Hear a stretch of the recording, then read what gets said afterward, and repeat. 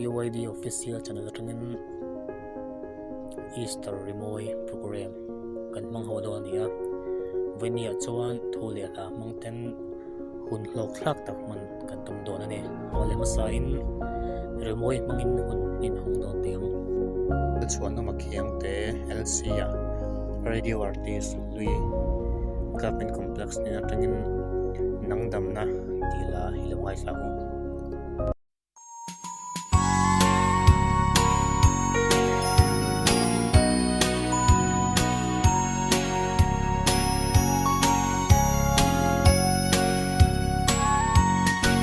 Bụi thiang lim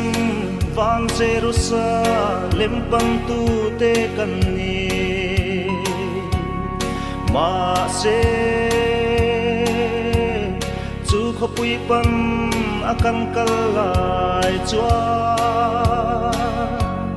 lal pai ma ngai fa te an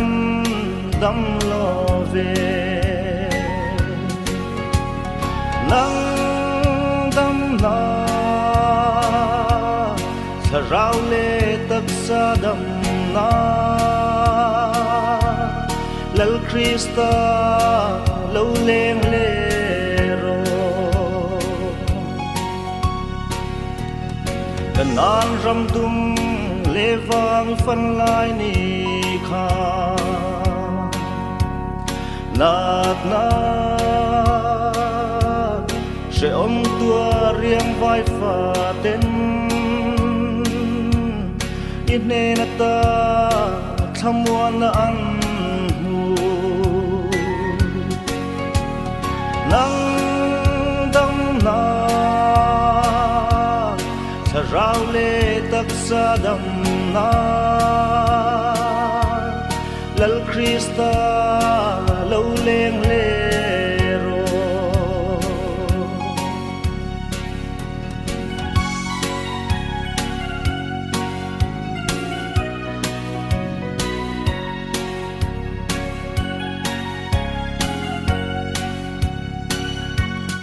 ram ni tlangai lova chuan lal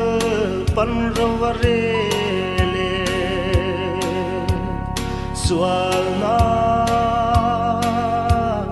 ten min chi ngai to lo wang khem na thi ten min nuai to lo nang dam na rao lê tất sa đầm na lal Krista lâu lên lê ro nang dam na rao lê tất sa đầm na lal Krista lâu lên lê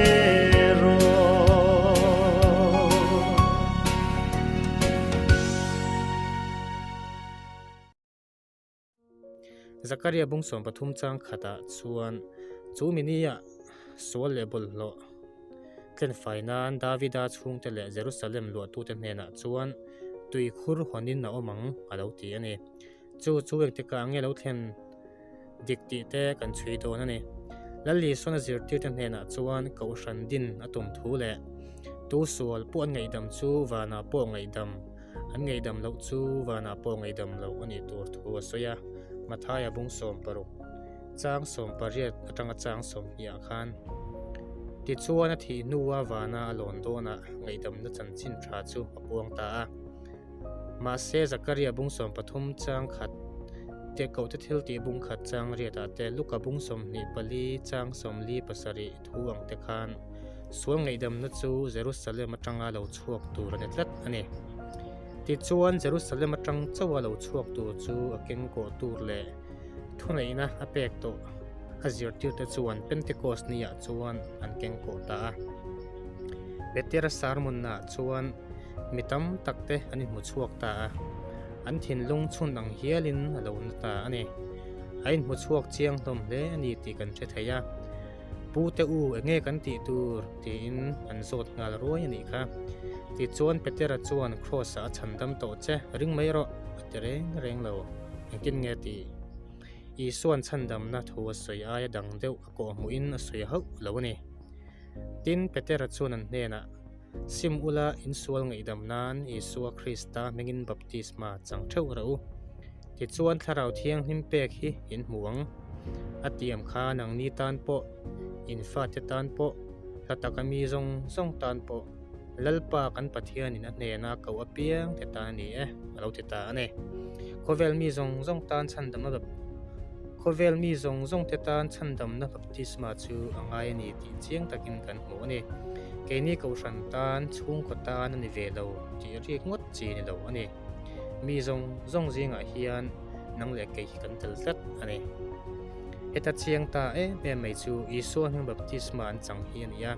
ti chuan chu chandam na thu pek baptisma chu nang le ke po hian kan ti ve tur ni nge yang heng ho tan chau hian ngen sak an ni lo an thu wanga ke mi laring tu te tan po engen sak kan ni bok ani zohana pung som pasari chang som nia kan hu kha Isua tong tai na hian nang le ke hi min huap tel vem azir tir te thu lo soi poma an ti anga tia an ring te tan li Isua Krista kha atong tai ani in ko ran pol khan na li suwa zir tir te ti da nangin in zir tirem an ring nangin in ringem a chan na chu nang ba ni hria